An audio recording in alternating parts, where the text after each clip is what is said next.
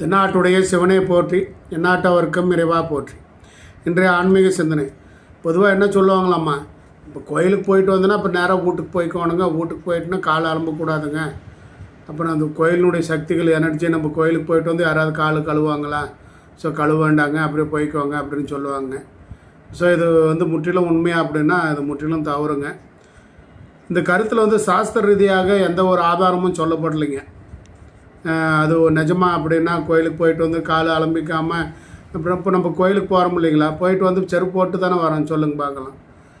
அப்படி கோயிலுக்கு போயிட்டு வந்துட்டோமே, அப்படி செருப்பு போடாமல் வீட்டுக்கு போய்க்கணும், நடந்தே வீட்டுக்கு போய்க்கணும் அப்படின்ற மாதிரிலாம் ஒன்றும் இல்லைங்க. அந்த காவடி எடுத்துகிட்டு போகிறதுன்றது அது வேறுங்க. பொதுவான வேலைகளை நம்ம இப்போ கோயிலுக்கு போகிறோன்னா கோயிலுக்கு போயிட்டு செருப்பு வெளியே விட்டு போட்டு சாமி கும்பிட்டு போட்டு மறுபடி போட்டு வரணும் இல்லையா.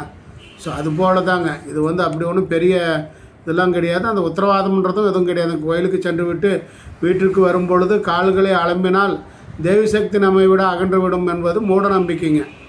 அது எதுவும் அறிவியல் ரீதியாக நிரூபிக்கப்படலை. பிரத்யேக கோயில்கள் உள்பட வெளியில் எந்த ஒரு இடத்திற்கும் சென்று விட்டு வீட்டிற்கு திரும்பி வரும்பொழுது நிச்சயமாக கால்களை அலம்பி கொண்டு தான் போகணுங்க.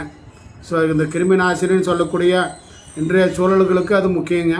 ஸோ அதனால் இது தவறு எதுவும் இல்லைங்க, புரியுதுங்களா.